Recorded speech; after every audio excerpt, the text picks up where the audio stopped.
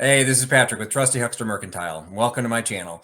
And if you are a regular viewer to my channel, you are probably thinking, I was dead. I am not dead. I have been along with the living. Just unfortunately, life gets in the way, and my YouTube channel was taking a back seat for some time with some other things that was going on in my life.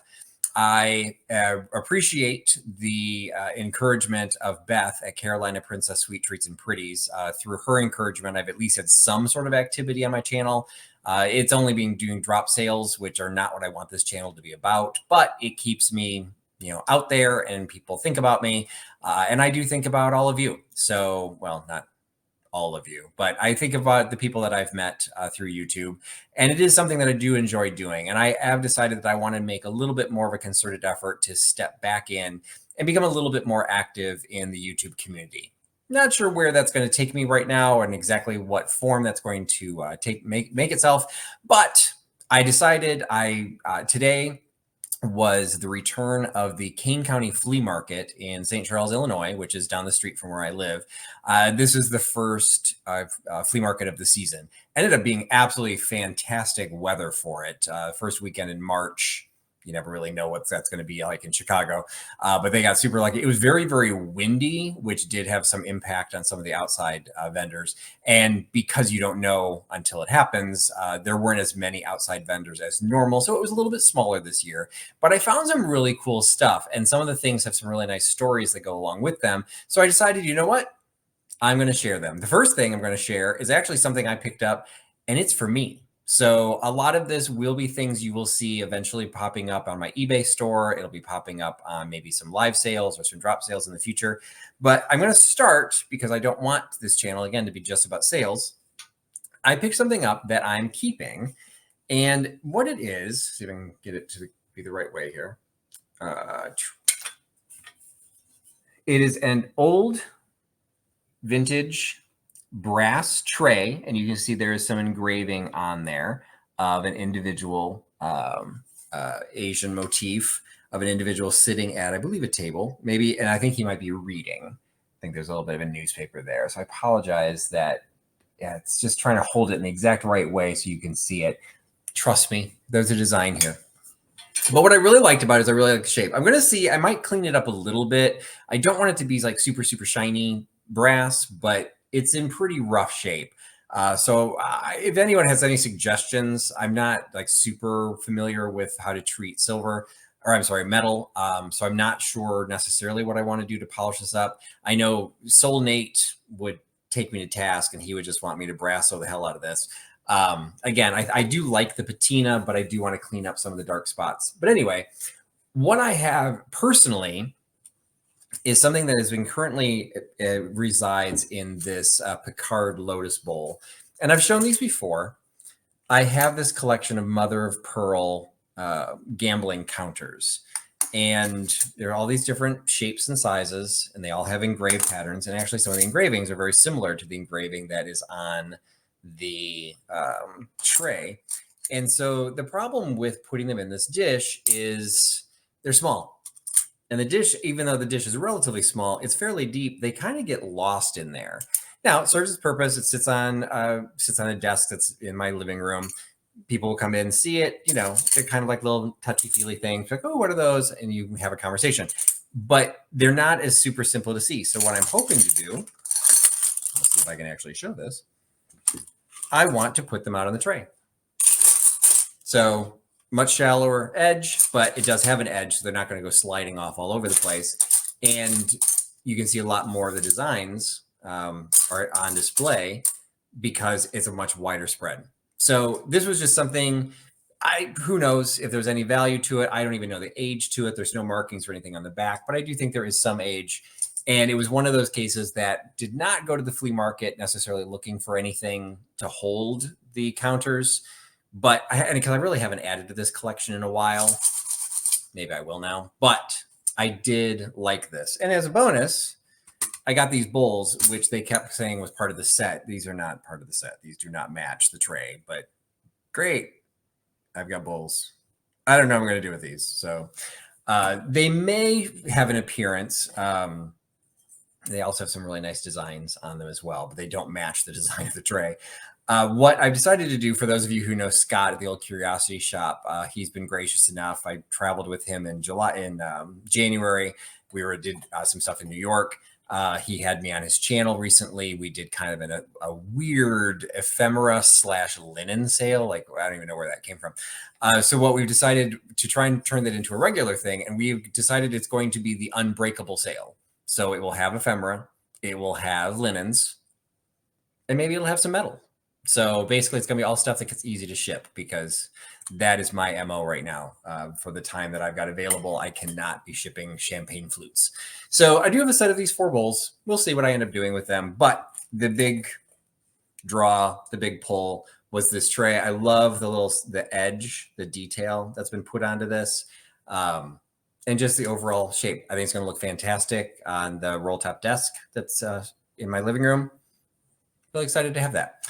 And I did pick up a lot of paper. That is kind of what I went for, because that is primarily what I've shifted my eBay store to include. One, super enjoy carrying vintage advertising, bill heads, just all the different travel brochures, all those types of old paper. But the method to my madness also is paper is really easy to ship. So I had to invest in all kinds of photo mailers of different sizes and Mylar envelopes and all those types of things. But when I do list something on eBay and it sells, I can very quickly throw it into a photo mailer, weigh it, throw a label on there, and it's out the door. So time is always of the essence. So I did pick up some really cool things for those. Some of these will end up as resale items. This one, though, may turn into a project. We'll see what kind of project. What this is a set of 1947 vacation negatives, and they are big negatives. So you can see some of them have, this is like a signpost. I haven't blown it up enough. I know it's of a cemetery. I just can't figure out where the cemetery is. So I've got to be able to blow some of these up a little bit. Some of them are architectural shots. Some of them are family shots. There's some of a house. I'm thinking this is probably in Southern California, because the architecture is very Spanish revival, like from the 20s or 30s. And it does say right on here, they're from 1947. Now there's a mix of sizes, so the box may have gotten mixed up a little bit. It was inexpensive. One of my favorite vendors was there, and he has had got these cool old box. But what I'm really hoping to do is go through them and just see if I can find some old pictures and maybe turn it into a video, again, making some content for YouTube that is not about selling, and just, hey, let's recreate somebody's 1947 vacation. I do know that there are a couple airplane shots in here and a couple shots of a Santa Fe locomotive. So I do think there's gonna be some cool things in here. So we shall see. I don't know how I'm going to do it, but I do know there's a couple local businesses that do the they do the archiving stuff where you can take old pictures and old negatives and make digital versions of them. So I might go ahead and invest in that, spend way more doing that than I did buying the negatives. But I think it could be kind of cool. So that'll just be like a little project, because I have such ample free time. But I want the YouTube channel to turn into something that's more than just sales. I want it to be about history, finding different things. I don't know much about photography, so I don't even know that size of negative. I don't really know what film, what type of camera that would have been from. So, who knows what I might be able to find. But I did find traditional items that I will be reselling. This is fun. I love anything to do with the World's Fair. This is the 1933 Chicago World's Fair. And what these are real photographs. They're like little collector pieces. They're little trading cards of all of the sites within the World's Fair, Century of Progress. So I've never seen these before, but I was talking to another buddy of mine that sells ephemera there at the show, at the flea market. His name's Dave. He actually is a viewer of this channel. Hi, Dave. Hi, Dave's family. But he was there, and one of his helpers actually recognized these and said that these actually would have been sold in like a little packaged box. So they were sold as a set. So I don't know if I've got the complete set. I'll have to do a little bit of research on them. What I originally was hoping when I bought them was maybe it was one of those cases where, can I hold this upright? So they have Avenue of Flags. I thought maybe this was something like when you went to each building, you got like a little passport, you got a little card. No, it was just, this was this little souvenir thing to show that you went to the fair. I went to the Knoxville World's Fair. I did a video on my channel years ago about World's Fair collectibles. Not sure there's a huge amount of value to these, but the Chicago stuff does typically do well in my market. So this might end up going into my antique booth instead. But I've never seen them. So it's kind of fun. And so I got those. So I love picking up World's Fair thing. The other thing I love picking up is military related World War II and World War I related items. So this was fun. Unfortunately, it's in relatively rough shape. But what this is, and you can kind of see from the front, it has images of military servicemen on the front.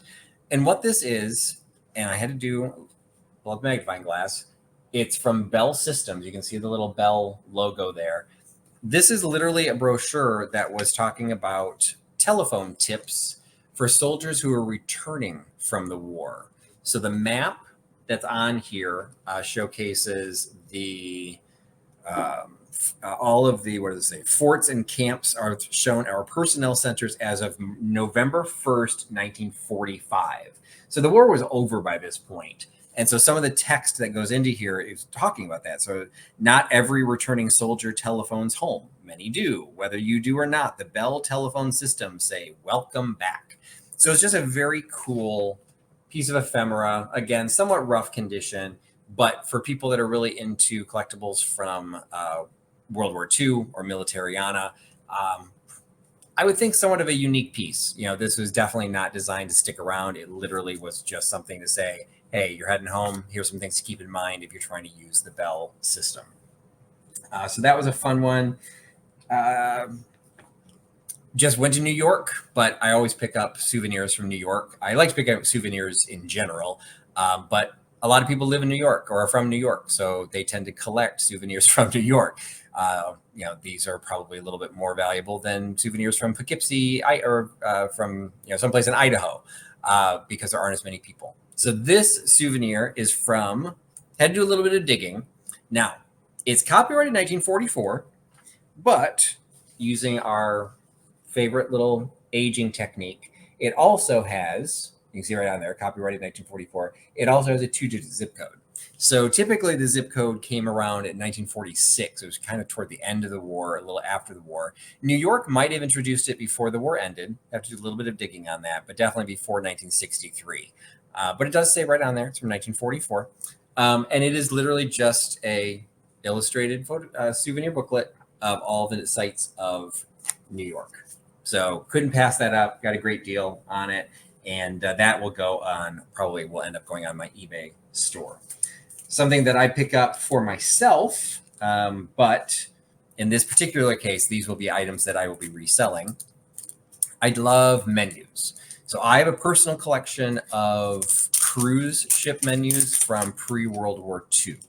I've done a video on those. I showcase those on my Instagram channel on occasion.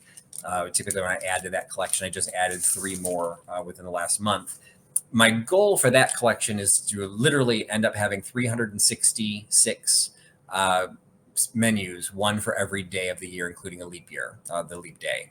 So right now I have over 100, but the winter months are harder to collect. So those are always on the lookout. But so I'm always looking for menus, and I always like finding just cool menus. This ended up being kind of a nice surprise. So this is a menu. Should have pre-opened this, apologize. For the historic Red Brick Tavern. Now, what I found fascinating from this, it says right on there, is it was on historic Route 40 between Columbus and Springfield. I went to school in Springfield. I've never heard of this, but that's okay. What did I know? I was a poor kid in college. I got my 49-cent tostadas at Taco Bell. That was my restaurant activity. But so we've got the menu from the restaurant. We also have postcards from the restaurant. And this one actually has a note on there saying that they dined there in 1972. So we think we kind of have an age to this. Another postcard and the placemat that was for the restaurant. Now, what's nice about this is it's been folded over this nice piece of cardboard. All of this was put together. The postcards are in little sleeves, and it came in, the reason it wasn't undone, it came in its own little bag that says, thank you. So I have a feeling this was something you could purchase as a souvenir Now, as I said that out loud, somebody might have just sold this as a set. But the fact that all of this stuff is together, I'm thinking it might have actually been purchased like this, or I guess they could have just stolen the placemat. Now that I say that out loud, I'm not really sure. But anyway, I've not typically had like a whole thing like this. So the menu I know is collectible by itself, but the fact that I've also got the postcards and a placemat, I'm really looking forward to selling this online. So that was kind of a nice, fun ad. And I also got another menu, and this one I really liked. I like cruise menus for myself, but I like menus. I really like them when they are dated. So this one is a San Francisco, the Sheraton Palace. Great art on the outside of this one. And what I really liked about it is I know it's in the 50s, but I got to pull out my cheaters again. 1956. So it's still a dated menu for the dinner menu from the Garden Court from 1956. So nice. It doesn't look mid-century modern, but we're in mid-century modern, 1950s. Just kind of a cool piece of history. And again, San Francisco items sell really well as well. And then on top of that San Francisco item, I also picked up facts about the San Francisco Oakland Bay Bridge. Price 15 cents. I should put a note on this, but I did look up. Yep, this one has a copyright of 1935. So again, loving things that are pre-World War II. Really like antiques, but those are harder to come by. Cool piece. Again, people like San Francisco, but people also like stuff about the Golden Gate Bridge. So this will probably end up on my eBay channel as well. Got some travel brochures, souvenirs. We got the history of the White House after the renovation. So pop quiz, what renovation do we think we're talking about? We are talking about the Truman renovation. So this is from I don't remember if this one actually had a copyright on it. I think it's something about the photographs were copyrighted in 1952. The brochure itself is copyrighted in 1953. So some great color photographs. The souvenir booklet of the White House has been in print ever since the Kennedy administration. So this predates that. So these are just really popular, and I'd not seen one specifically for the renovation. So love that. Got a little travel guide for the Best Western travel guide. Basically just listing all the places that Best Westerns were available. This one, I don't think it had a date on it. Oh, no, I take that back. Copyright 1960.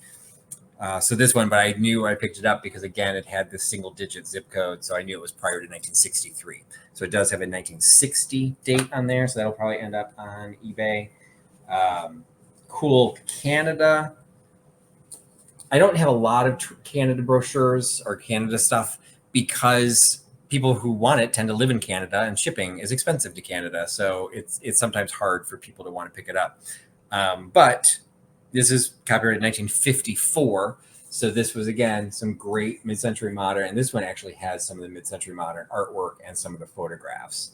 So, woman on horseback, there were some beach scenes, some outdoor, a lot of just great nature photography, all from Canada Vacations Unlimited from 1950s.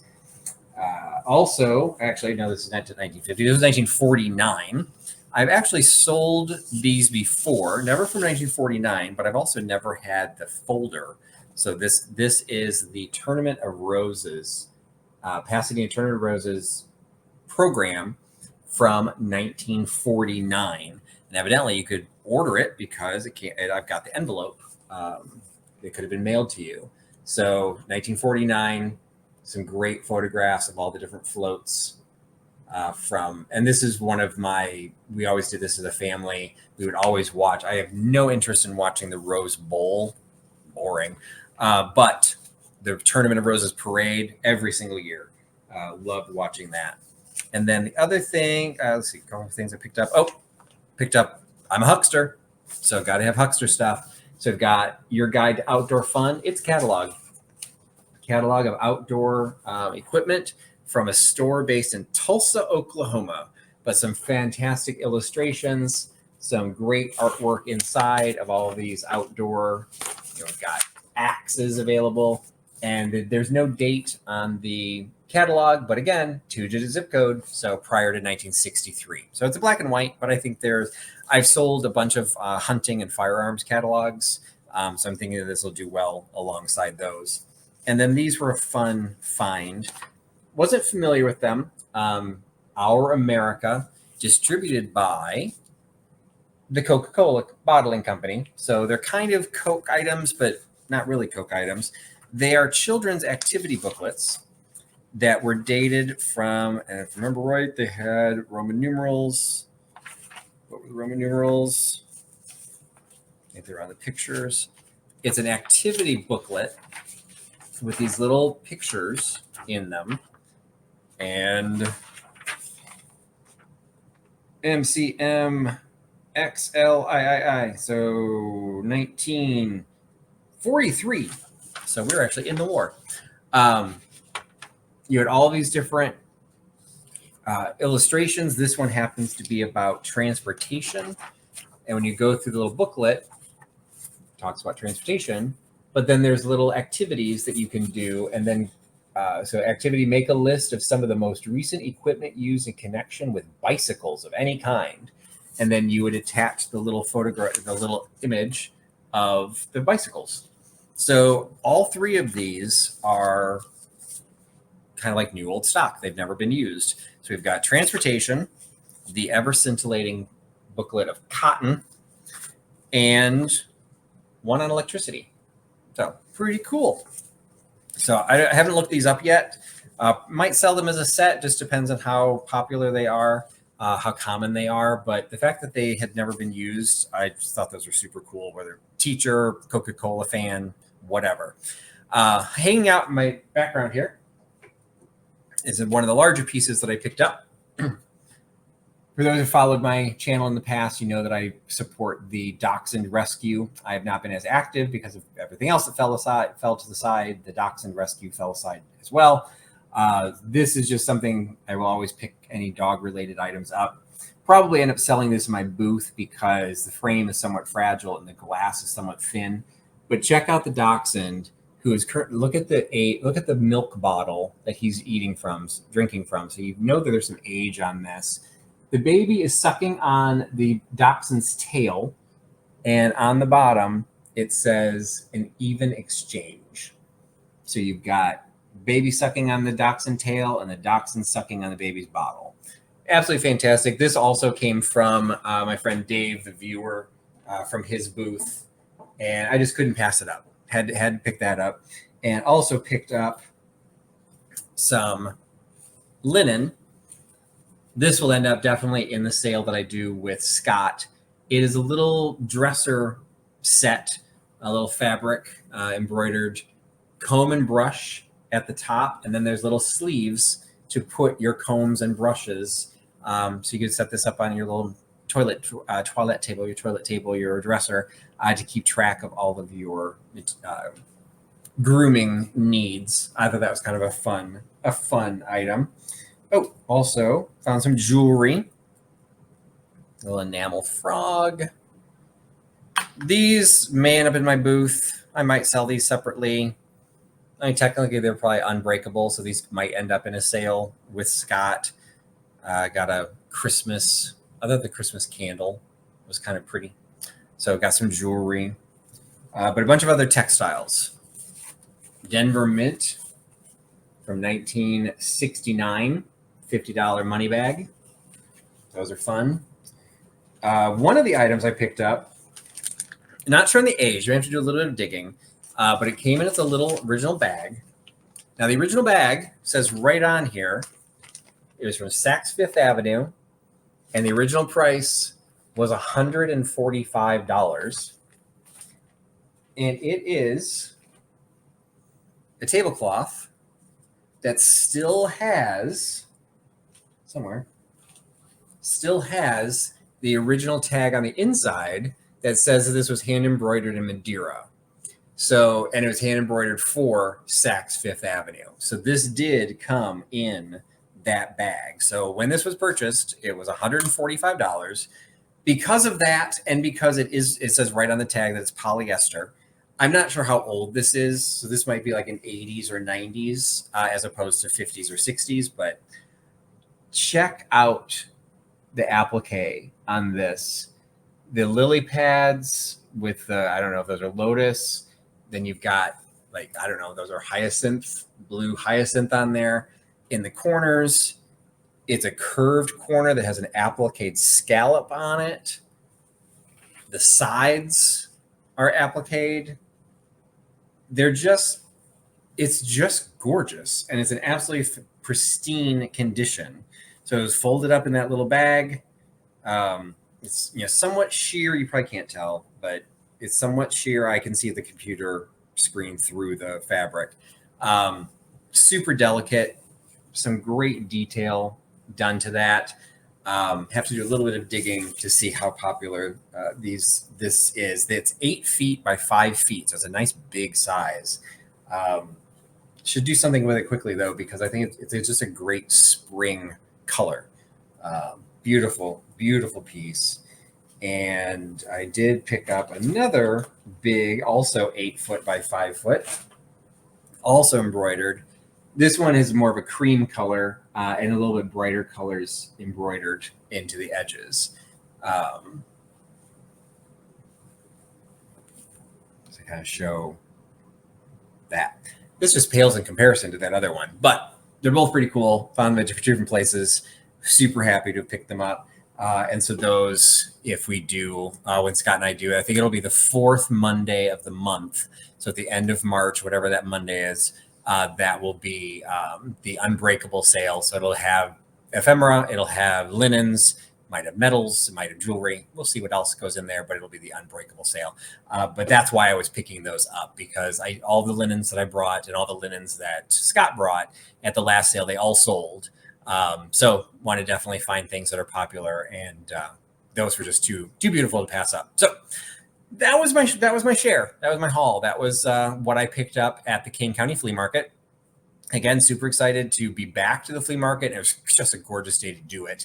And just found some really unique items that I had never seen before. And some will stay in my own ownership, and some will become available somewhere along the line.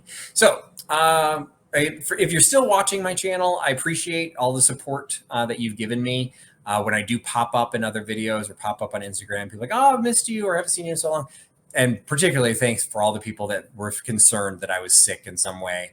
It was not anything to do with that. It was simply things where you got too much going on in your life. Something has to get set aside. And YouTube ended up being one of those things that I got put aside. So we'll see if I can resurrect it and bring it back around. But for now, at least we got this video, and I appreciate, if you're still watching, appreciate all the time that you put into watching this video. So thanks so much for your time. Thanks for putting your trust in Trusty Huckster, and I will talk to you again soon.